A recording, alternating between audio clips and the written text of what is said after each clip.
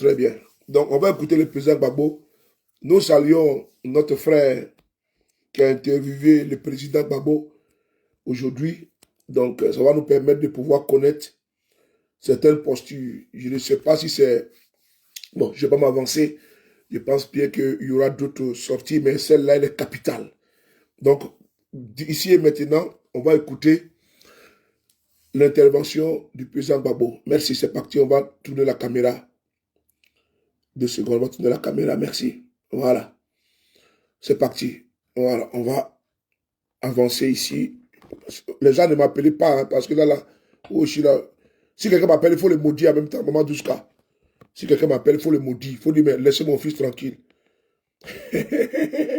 Attendez, je vais coincer bien. Voilà, je vais coincer ça. Voilà, on va coincer. Voilà, si quelqu'un m'appelle, il faut le maudire. Hein. Voilà, vous le maudissez en même temps. Voilà. On va écouter en même temps l'intervention du président Gbagbo. C'est parti.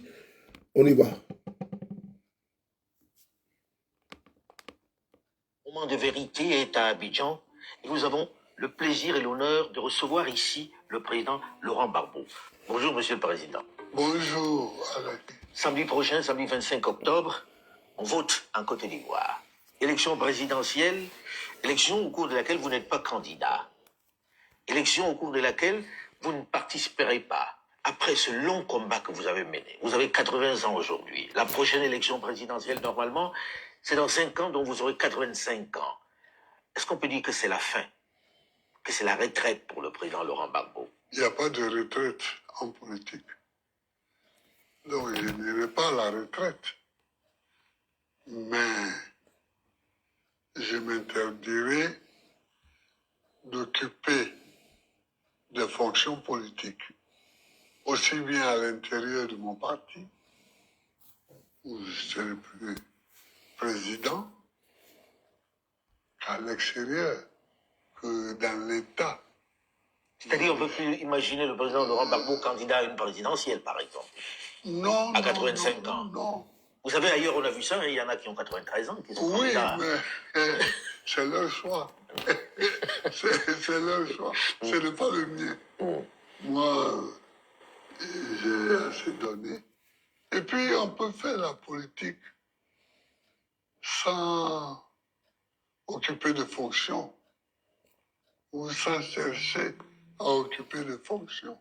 Est-ce que c'est raisonnable, Monsieur le Président, et tout le monde se pose la question, que ce soit pour vous, que ce soit pour les autres, que quelqu'un comme vous, qui a fait ce que vous avez fait, ayez souhaité être candidat à la présidentielle à 80 ans? Oui. Je vais vous expliquer quelque chose. Quand j'ai été élu président, c'était en 2000. J'avais 55 ans.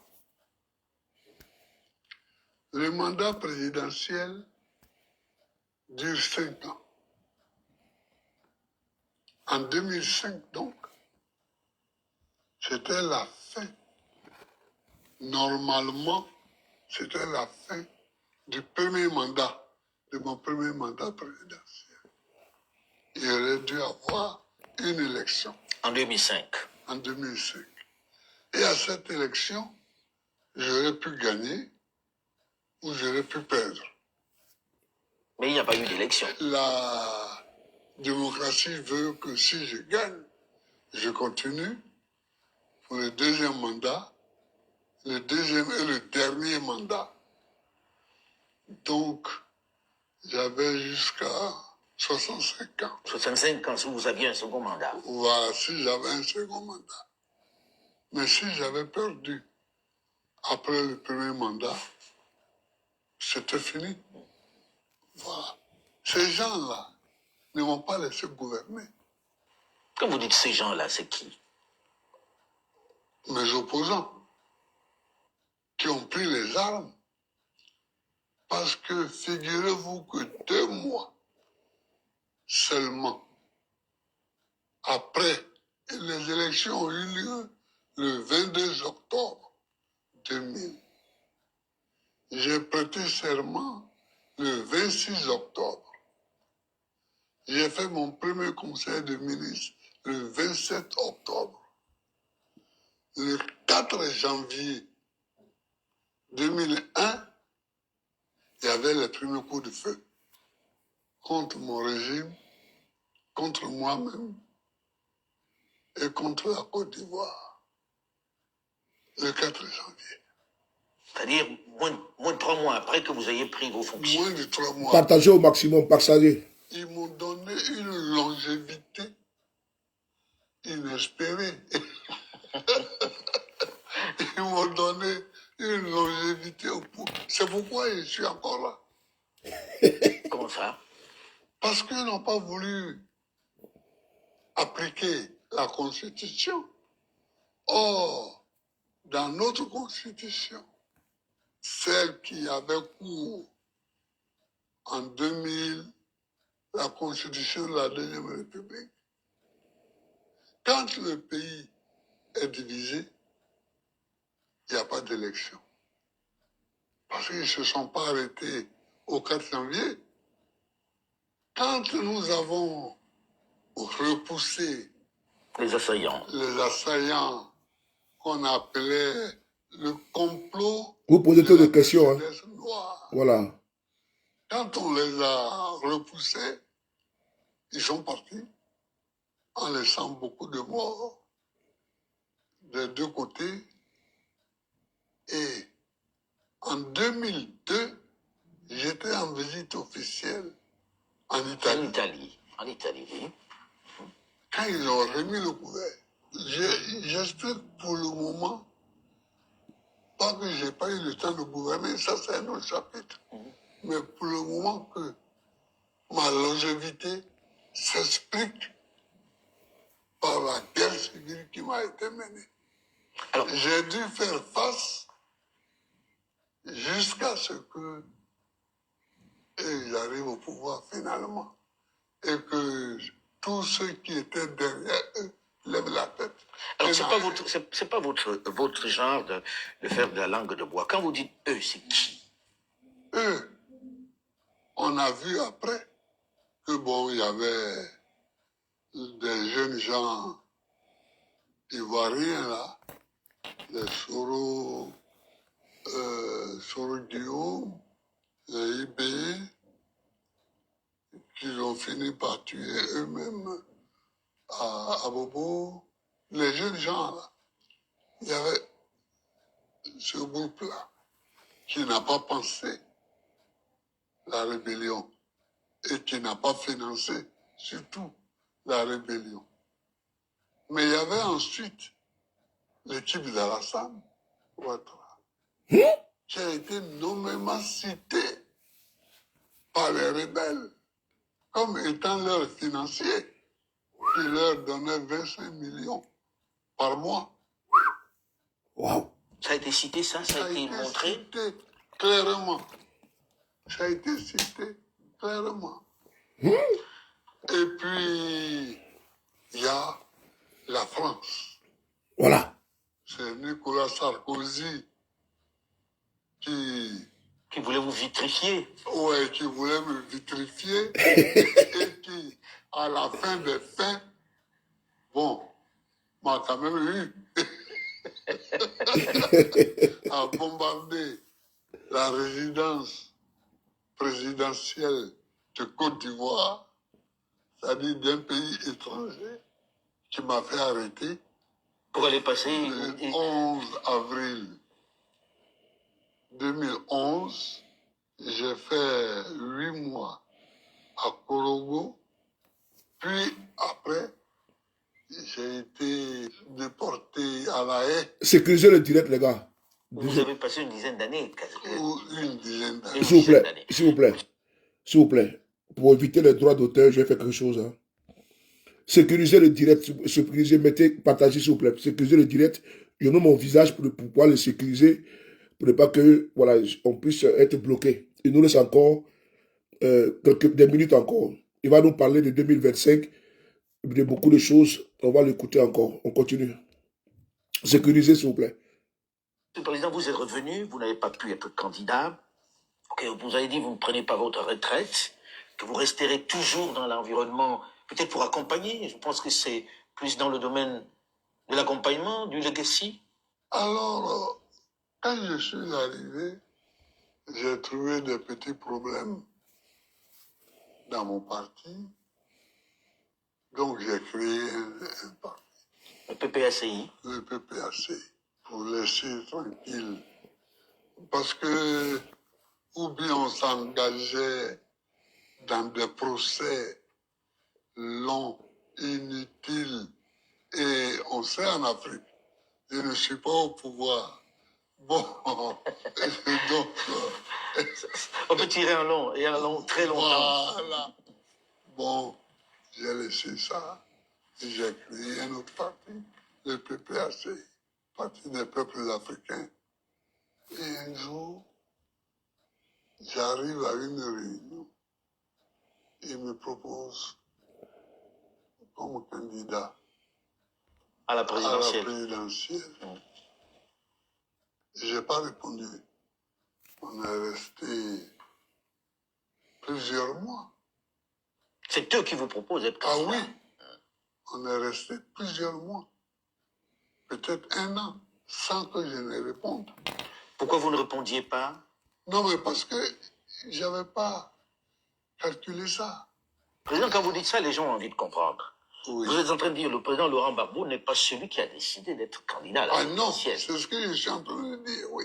C'est ça que je suis en train de dire. Mais pourquoi l'avoir accepté finalement à la fin alors? Oh, à la fin, il y a eu beaucoup de choses. Quand j'ai vu que Ouattara s'apprêtait, lui, à être candidat, j'ai dit, zut, c'est très bien. En 2010, j'ai gagné. Le Conseil constitutionnel m'a proclamé vainqueur. Il a contesté. Mais moi, je suis sûr que je l'ai battu. Voilà. Il a contesté la décision du Conseil constitutionnel. Alors qu'il dit aujourd'hui que ça ne se conteste pas. Mais il a contesté. Oui. Alors j'ai dit, mais on va remettre ça. Ah, c'était le remake en Oui. réalité. Vous vouliez vraiment... Ah oui. C'était J'ai dit, l'opportunité. on va remettre ça pour voir Qui qui est a qui? vraiment gagné. Et donc c'est pour ça que j'ai accepté. Que la vérité Pour des que la urnes... vérité puisse s'exprimer. C'était pas le même match, mais vous aviez envie de... Ah oui, bon, moi j'ai 80 ans, il en a 84, mais bon, la vérité pouvait quand même s'exprimer. Qui a vraiment gagné? Oui, oui, qui a vraiment gagné. Ce match-là n'aura finalement pas lieu. Ce match n'aura pas lieu puisque il a écapé ma candidature. Président, quand vous entendez ça, Ouais, Gbagbo. les gens se disent 80 ans. Oui, c'est une nouvelle vidéo. Les gars, partagez. Hey, Pas jeune non plus. vous posez des questions au lieu d'écouter. Est-ce que Oh. vous aviez la santé, même si vous aviez été élu pour gouverner? Écoutez, Parce que le président Alassane a dit il est en pleine santé, il est en pleine forme. oui, bon. Vous savez, il y a des déclarations politiques que nous faisons. À 80 ans, on n'est pas en pleine santé. Vraiment? À 80 ans passés, on n'est pas en pleine santé. Moi, aujourd'hui, je n'ai pas la santé que j'avais en 2000, où j'avais 55 ans. L'âge, ça signifie quelque chose, ça. L'âge. Plus vous avancez, Plus vous êtes fragile. plus vous êtes fragile. Donc, laissons ce débat là. Voilà. Mais un président de la République peut avoir 80 ans. Joe Biden. Mais on a vu comment ça s'est terminé, président. Hein? Joe Biden, on a vu comment ça s'est terminé. Est-ce que Oui. c'est pas un âge critique quand même? Oui, mais Joe Biden, son prédécesseur, successeur, Donald Trump. Bon, vous savez, dans le monde, il y a Il y a des présidents qui sont plus jeunes, je leur souhaite de profiter de leur jeunesse, mais il y a des présidents aussi qui sont très vieux. Il faut Qu'ils qu'on passent la main. on les regarde, mais surtout, Mikriba. ils prennent des décisions. Ils gouvernent leur pays. C'est tout ce qu'on leur demande. Mais est-ce qu'à cet âge-là, on peut vraiment gouverner? Est-ce qu'on n'est pas vraiment affaibli pour pouvoir gouverner? Non? Non, moi je ne ferai pas ce débat-là parce que gouverner, c'est pas courir les 100 mètres tous les matins. C'est une vidéo d'aujourd'hui. C'est aujourd'hui. C'est pas ça, gouverner. Même pas 30 minutes. Mais il faut avoir une certaine lucidité, quand même. Ah oui. Or, la lucidité, on l'a, Pas pour tous. peut-être. Mais en tout cas, moi, la lucidité ne m'a jamais fait défaut. Alors, Président, là, samedi, on vote. Voilà. Oui. Samedi, on vote en Côte d'Ivoire. Les gens regardent en se disant, le président Gbagbo n'est pas candidat. Voilà. On attend qu'ils disent quelque chose. Pour qui les gens vont voter? Pour qui vos supporters, qui sont nombreux, doivent voter samedi? Partagez. Je réponds très clairement à votre question. Mais je voudrais d'abord dire, Laurent Gbagbo n'est pas candidat. Il faut dire Laurent Gbagbo était candidat, a déposé sa candidature. Elle a été écartée parce que on dit qu'il a été condamné pour le braquage De la BCAO. de la BCAO. Ce qui est faux. Tout dans les archives de la BCAO. La BCAO n'a jamais déposé plainte. La BCAO n'a jamais dit qu'elle a été braquée. Elle n'a jamais dit qu'elle a été volée. Un. Deux, nous étions plusieurs à avoir été condamnés. Le Premier ministre Akengbo, le ministre de l'économie et des finances, le ministre du budget et moi-même. Tous ont été amnistiés, sauf moi.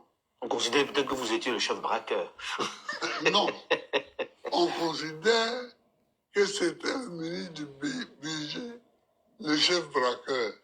Mais c'est pour des raisons électoralistes que On vous a je pas suis le amnistié. seul à n'avoir pas été amnistié. Donc, on a écarté ma candidature. Alors, de même qu'on a écarté la candidature de Tidjam Cham, Cheikh Tidjam Cham, président du PDCI-RDA. C'est-à-dire, en quelque sorte, ceux qui peuvent gagner les élections, enfin l'élection présidentielle du 25 octobre, ont été écartés. Il faut dire les choses clairement. Voilà. Ceux qui peuvent gagner ces élections ont été écartés. Je n'accepte pas ça. Voilà. Ce qui fait que ce qui va se faire le 25 octobre, ce n'est pas une élection. Qu'est-ce que c'est alors? C'est un coup d'État civil.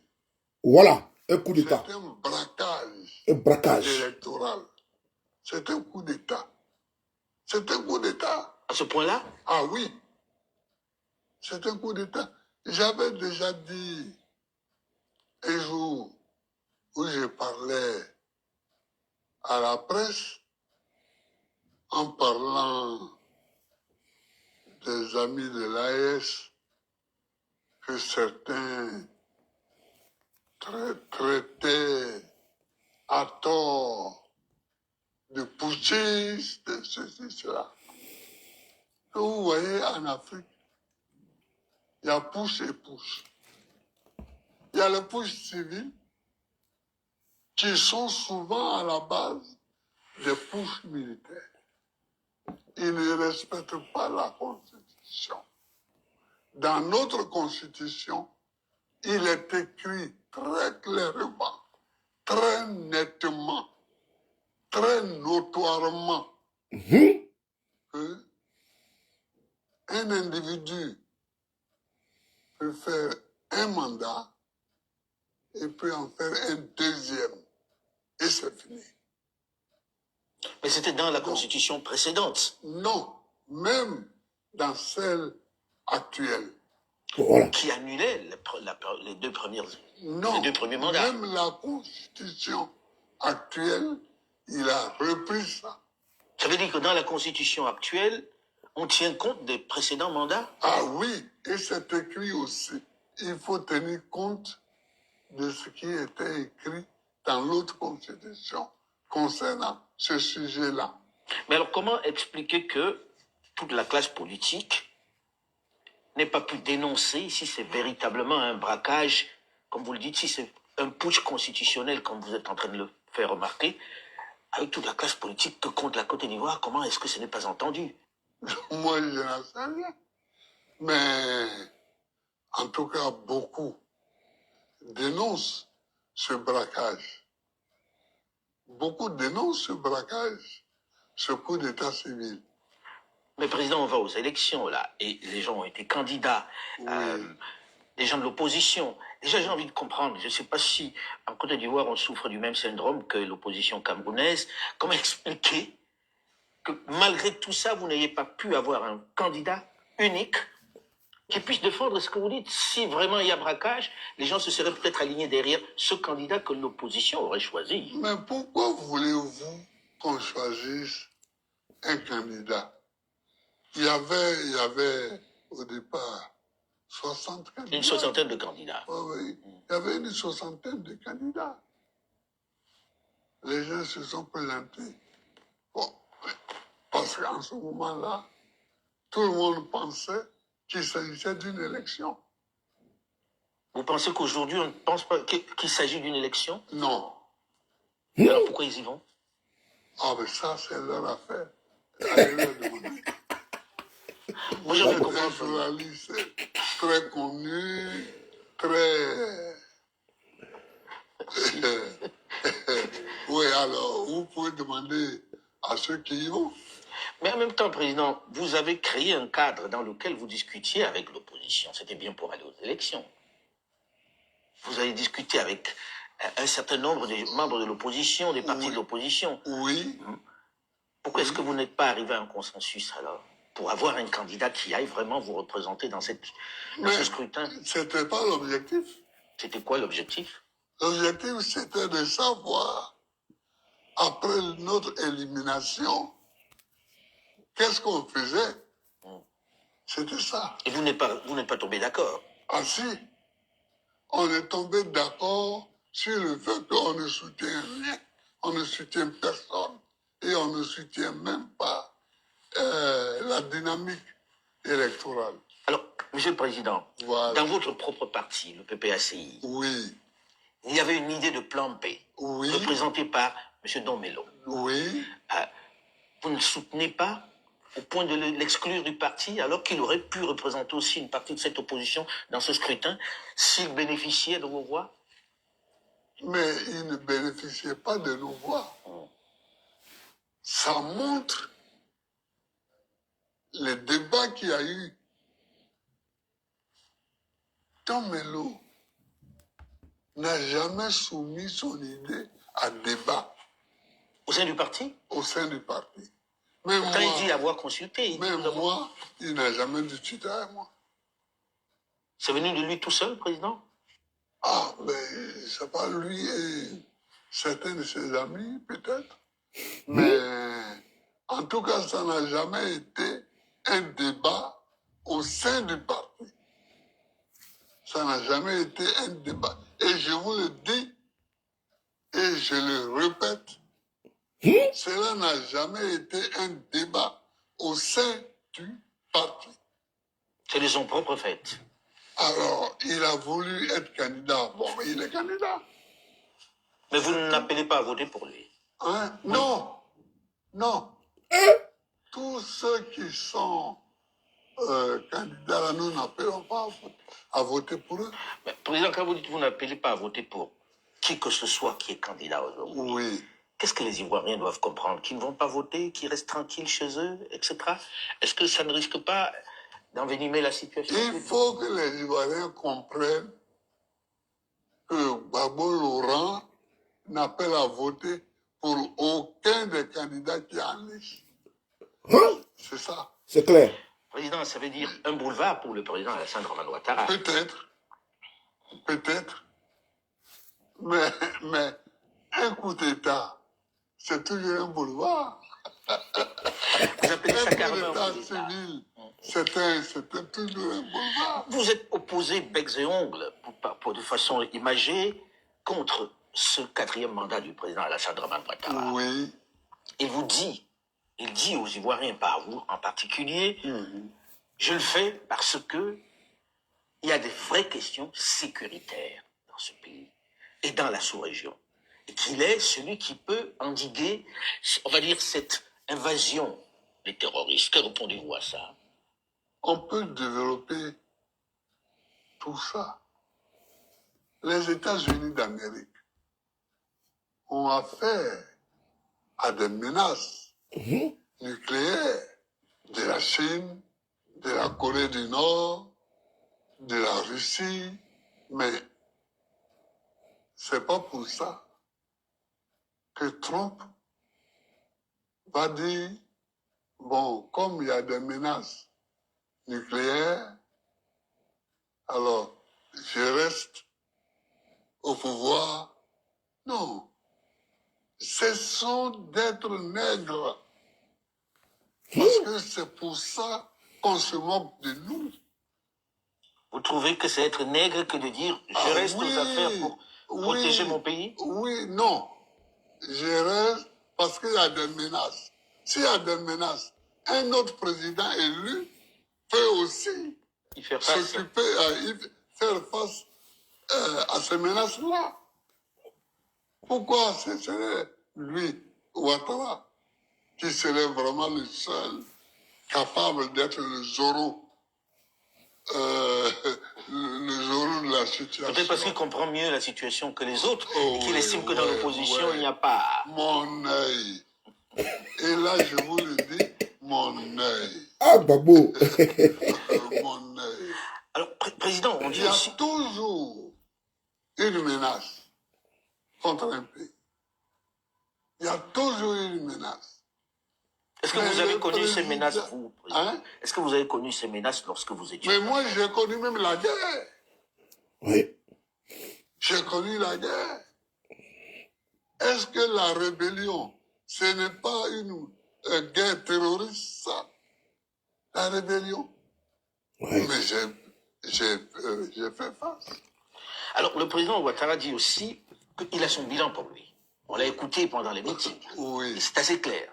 Oui. Il a donné des infrastructures, des routes, Oui. des hôpitaux, des écoles. Chacun voit la Côte d'Ivoire qui est en train de changer. Est-ce que les gens ne voteront pas aussi pour ce changement qu'il leur a donné, dont il parle? Oui, écoutez, il est en campagne, lui. Parce qu'il n'y a que pour lui, et enfin, il n'y a que pour les 5, là, qu'il y a une campagne.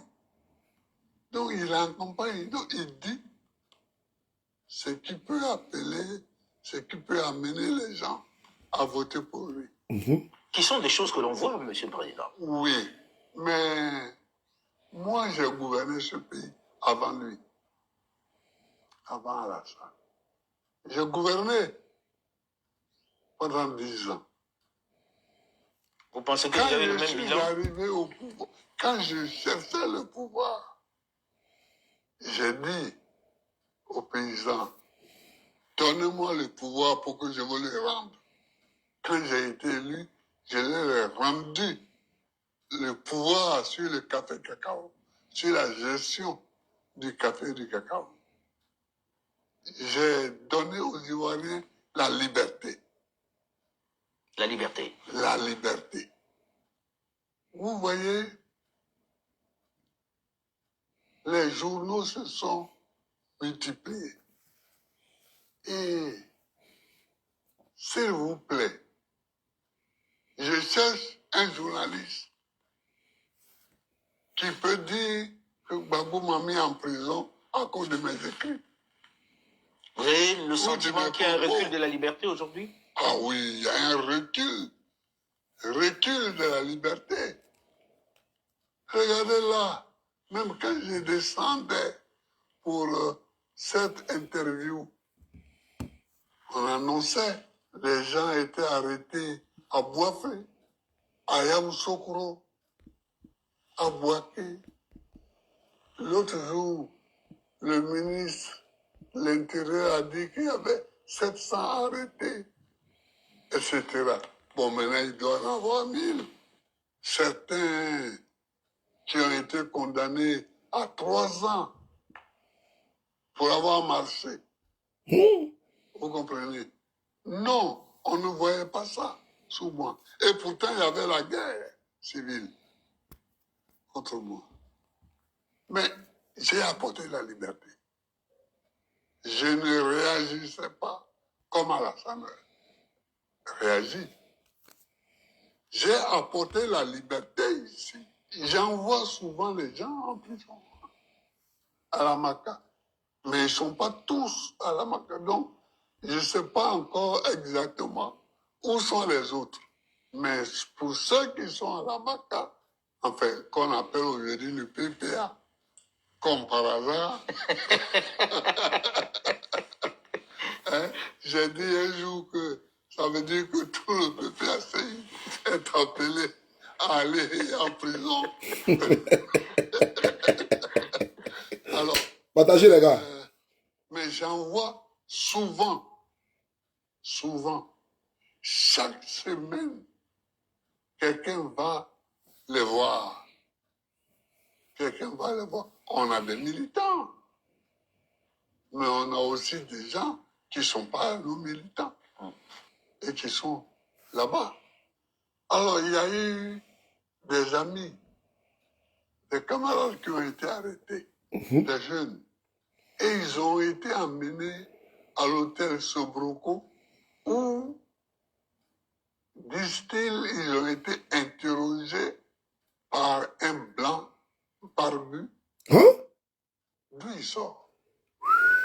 Vous pensez qu'il y a des mercenaires, que c'est sous-traité, les interrogatoires? En tout cas, je me pose beaucoup de questions. Parce que ce n'est pas une fois qu'on m'a dit ça. C'est au moins 3 fois. Hein? C'est qui? Il n'est pas de l'armée nationale de Côte d'Ivoire. Il n'est pas de la police. Il n'est pas de la gendarmerie. Parce que bon, on connaît, hein, il n'y a pas de blanc. Il pourrait y avoir un blanc Métis. de nationalité ivoirienne Oui, métis, oui, mais. qui peut être, mais il n'y en a pas Ouais. en ce moment-ci. Alors c'est qui? Et ça, il faut qu'on cesse ça. Il faut qu'on cesse ces espèces de sous-traitance avec des barbouzes étrangères qu'on ne connaît pas et qui, dans l'ombre, opèrent. C'est pas bien. Ce sont des jeunes gens qui vont marcher. Quand on leur oppose des barbouzes étrangères, ça les effraie. Ça les effraie. Et quand quelqu'un est effrayé à ce point, on ne sait pas quelle va être sa réaction. Hein. Donc, vous avez parlé du fait que vous avez donné la liberté, La liberté. le café cacao que vous avez donné Oui. aux agriculteurs. J'ai fait l'enseignement libre et gratuit pour jusqu'au moins la 3e. Libre et gratuit. J'ai supprimé les uniformes scolaires, mais on les a remis après moi. Monsieur le Président, là Parce c'est... que je ne comprends pas. les uniformes scolaires. Et il y a des parents qui n'ont pas l'argent dans les villages pour acheter les uniformes. Et pour ça, leurs enfants ne vont pas à l'école. Monsieur le Président, aujourd'hui, là, vous venez de dresser un peu le bilan de ce que vous avez fait, malgré la situation qui était chaotique à l'époque. Mais on ne peut pas dire que le président Alassane Ouattara ne voit pas les routes, on ne voit pas les écoles, on ne voit pas les infrastructures. Oui, mais les routes, on est élu pour ça. Moi-même, j'ai fait l'autoroute Laquelle? jusqu'à Yamoussoukro. D'Abidjan à Yamoussoukro, c'est... Non, d'Abidjan à Saint-Gorobo, c'est Oufou-Boigny. Et moi, j'ai fait de Saint-Gorobo à Yamoussoukro. C'est moi.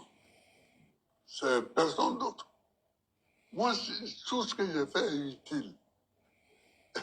J'ai fait l'autoroute de Saint-Gorobo jusqu'à Yamoussoukro. Et j'ai fait un accord avec le président Blaise Compaoré de Burkina pour que nous prolongions l'autoroute jusqu'à Ouagadougou. Moi, je ferai la partie de la Côte d'Ivoire et lui ferait la partie du Burkina.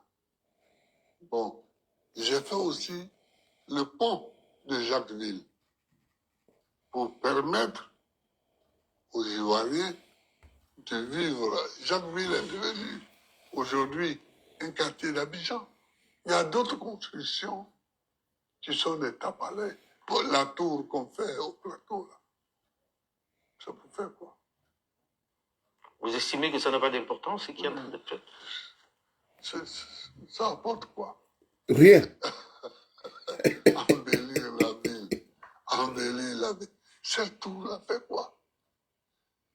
Et ce pont qu'on a fait pour amener de Cocody à la tour, justement, ça fait quoi là? Moi, j'avais pensé ce pont, mais je l'avais fait pour agrandir le port d'Abidjan et faire un pont au-dessus du canal pour amener ce que j'avais appelé la route Abidjan-Lagos. Vous comprenez? C'est ça qu'il faut faire. Ce sont des choses utiles et non pas des choses pour jouer. Monsieur le Président, la Côte d'Ivoire, dans cette période-ci, Oui. Partagez. la sous-région vit, c'est vrai, une situation sécuritaire inquiétante. Oui. Avec les pays de l'AES qui ne parlent pas avec la Côte d'Ivoire. Oui. Est-ce que ce n'est pas une vraie préoccupation?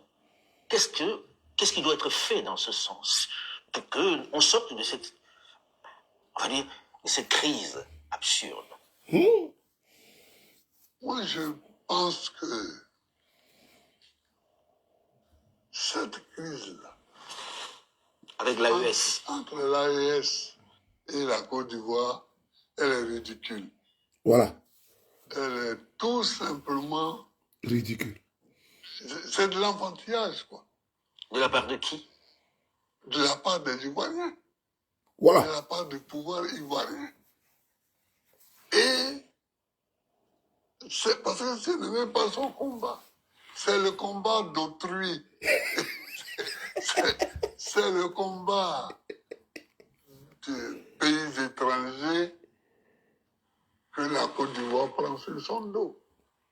Comment ça? Vous pensez qu'aujourd'hui, Oui. Or, la Côte d'Ivoire ne peut pas vivre sans être en bonne relation avec le Mali, avec le Niger, avec le Burkina Faso. Ouais. Nous sommes un bloc? Nous sommes un bloc. Nous sommes un bloc. Et je ne comprends pas. C'est-à-dire, il y a le Niger, le Mali, le Burkina Faso, le Ghana, le Togo, le Bénin, le Libéria, la Guinée, la Sierra Leone, voilà. Bon, le Sénégal aussi, même s'il est un peu loin, mais voilà des pays qui forment un tout. Quand on y ajoute le Nigeria, vous voyez, et on a grandi avec les Nabos du Nigeria, les Ghanéens. Mais en même temps, Président, quand vous parlez de ce bloc, Voilà. si vous permettez, quand vous parlez de ce bloc, Oui. aujourd'hui, il y a l'AES. D'un côté, il y a la Côte d'Ivoire qui est l'un des principaux partenaires de cet AES-là au départ. Oui. Pensez-vous qu'on fait le nécessaire pour que tout soit réconcilié? Que feriez-vous? Moi, je ferais. Si je suis au pouvoir, si j'étais au pouvoir, en 2 semaines, 1 mois, on rétablirait les bases fraternelles Claire. de ce pays. Président, vous avez une envergure continentale. Oui. Est-ce qu'en n'étant pas président, ce n'est pas aussi une tâche que vous pouvez vous donner? C'est-à-dire, est-ce qu'il y a besoin d'être président pour mener cette bataille-là? Oui, oui, parce que là, moi, quand on aura fini avec tous nos spectacles ici,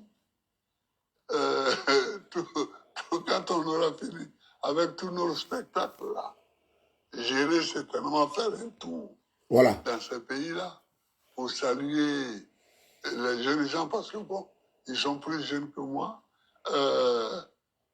pour saluer, discuter un peu avec eux. Mais en réalité, il faut être à la tête de l'État pour régler les problèmes de l'État. Voilà.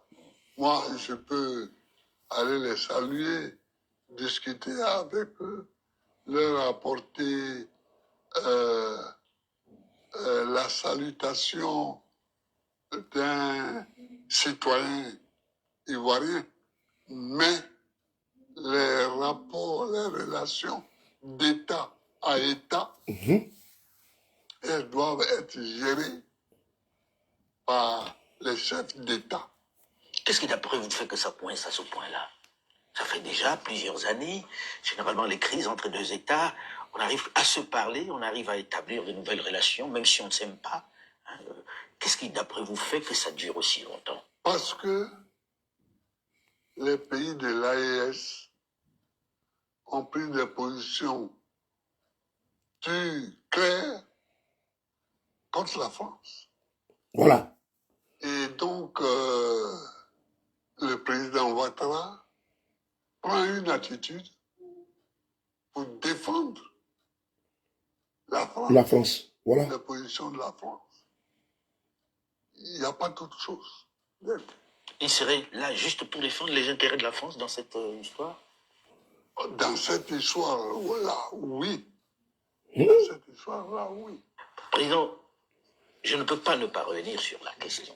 Oui, Avec des scénarios qui peuvent se dessiner. oui. Monsieur le Président, samedi, les gens descendent dans la rue ou les Ivoiriens descendent dans la rue. Qu'est-ce que Oui. vous dites? Vous dites rentrer à la maison. Est-ce qu'il n'y a pas le risque que ça dégénère et que vous soyez perçu comme celui qui a demandé aux gens de descendre dans la rue? Non, moi je ne leur demande pas de descendre la rue, mais je veux dire que des gens s'en vont à ce qu'ils appellent des élections. Moi je considère que c'est un braquage. Ouais, ouais. Il faut bien écouter ça. Je considère qu'il s'agit d'un braquage électoral. Nous tous, on avait déposé nos candidatures parce qu'on croyait qu'il s'agissait d'élections. On s'est rendu compte qu'il s'agit d'un braquage. Je ne donne pas l'ordre aux gens d'aller voter. Voilà. Est-ce que vous leur donnez l'ordre de descendre dans la rue? Or, ceux qui sont dans la rue, je les soutiens. Clair. Ça, il ne faut même pas qu'il y ait l'ombre d'un doute. Merci, Président. Ceux qui manifestent contre ce braquage électoral, Merci. je les soutiens. Merci, Président. C'est dangereux. Merci. Oui, mais c'est mon point de vue. Mais vous Merci, les appelez Président. pas, ils sont dans la rue. Non. Mais ceux qui descendent dans la rue pour protester contre cette manière Oui. d'envisager des élections, je les soutiens. Merci, Président. Avec eux. Voilà. Alors, Monsieur le Président, Voilà, c'est de ça qu'il je sais s'agit. qu'il y a quelques semaines, le 11 octobre exactement, vous aviez appelé On va envahir les rues à encore, plus que marcher ça. contre ce quatrième mandat que vous dénoncez avec force. Quelques personnes sont descendues dans la rue. On va dire qu'il y avait foule. Est-ce que c'est le mode de protestation qui va se poursuivre contre ce scrutin que vous considérez comme un braquage? Je vous ai dit que ce n'est pas une élection qui se prépare, mais que c'est un braquage électoral. Bravo, Président. Je suis content. Quand on fait la politique, dans une telle situation, on proteste. Et on appelle ses amis à protester avec soi. Le Front commun a appelé à une marche le 11 octobre. 2 jours avant, on interdit la marche et on fait un déploiement énorme de FDS, forces De défense et sécurité. de sécurité. Évidemment, la nature de la manifestation change Oui. avec ces deux faits, l'interdiction et le déploiement des FDS. Parce que ceux qui viennent, ils ne viennent plus marcher, ils viennent se battre. C'est ça qu'il faut comprendre.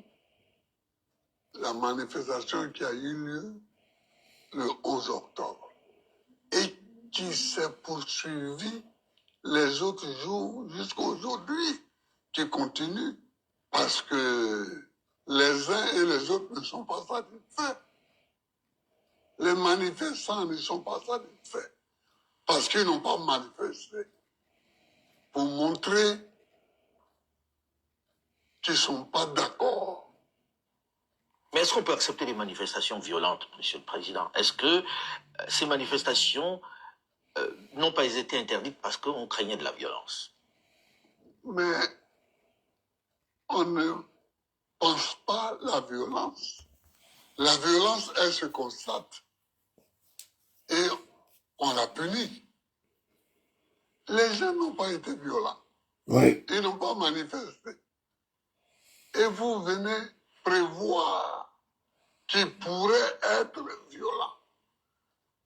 Est-ce qu'en août, quand nous avons appelé à marcher et que les gens ont marché de façon tense, est-ce qu'il y a eu de la violence?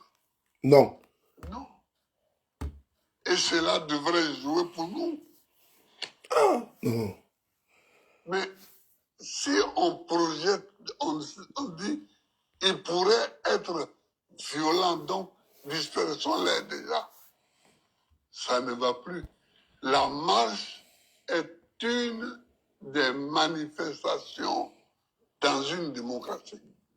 Donc vous les encouragez à marcher? Ah oui, donc Merci. ceux qui ne sont pas contents Oui. de la préparation de ce braquage électoral, Oui. moi je les encourage. Merci, Président. C'est tout. Je les encourage. C'est tout. Voilà. Parce que ce n'est pas une élection, ça, qu'on prépare. Merci, Président. C'est ce qu'on voulait. Ce n'est pas une élection qu'on prépare. Voilà. Mais la manifestation peut mal tourner. Elle peut, mais elle n'a pas Merci. mal tourné. Merci, Président. C'est ce qu'on voulait. C'est ça. Quelqu'un prend sa voiture, tu dis oui, il peut faire un accident. Donc moi, je vais le bloquer. Enfin, Président, on va terminer sur le fait quand même que c'est une c'est une opportunité rare de dire, voilà, le président Gbagbo ne sera pas candidat. C'est ce que vous appelez un braquage électoral. Mais Oui. moi, je continuerai d'appeler ça des élections. Vous n'êtes pas candidat à cela. Et qu'est-ce que vous allez devenir maintenant? Qu'est-ce que vous allez faire de haut temps?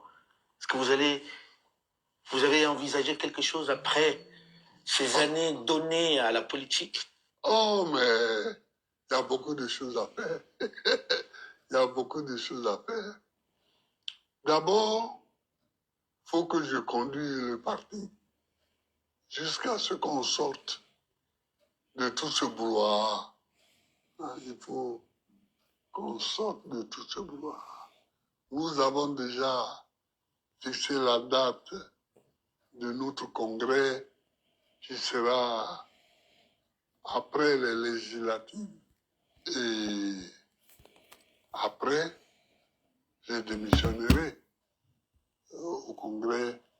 Je ne serai plus candidat à la direction du parti.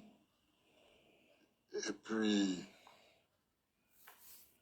je vais prendre mon temps pour moi-même, pour ma petite famille.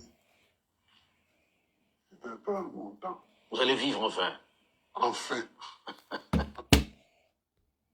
Oh, je vais vivre un peu, écrire. On a du mal à vous imaginer loin de tout ça. Hein? Oh oui, oui, mais il faut. Il faut, non, je vais. Il y a des moments où il faut arrêter certaines choses. Au eh, moment du congrès, je serai dans ma 81e année. C'est beaucoup, non? C'est beaucoup. Mais, Monsieur le Président, merci de nous avoir accordé ce temps-là pour Oui. pouvoir parler de cela. Et on espère que tout se passera bien et que cette seconde partie de votre vie, Oui. vous en profiterez vraiment avec votre famille, comme vous l'avez dit. J'espère aussi. Nous arrivons au terme de cet entretien de moment de vérité avec le président Laurent Gbagbo, qui nous faisait l'honneur de nous recevoir chez Frères vous, et sœurs. Restez à l'écoute dans vos médias. frères et sœurs, je vais m'arrêter là. Vous avez écouté le président Gbagbo, voilà, sur la page Facebook et sur le compte YouTube de notre frère Alain Foka, que je tenais à saluer. Le président Gbagbo soutient aujourd'hui ceux qui sont en train de marcher.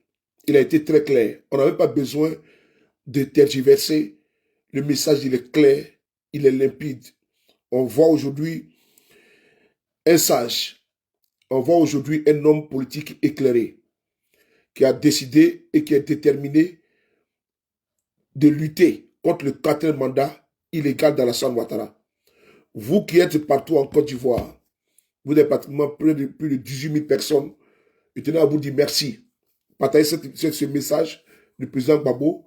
Nous continuons le combat contre la forfaiture, contre le braquage, comme il l'a qualifié, du pouvoir d'État par Alassane Ouattara et sa bande. C'était votre ami et frère, le frapponneur sur le de Paris.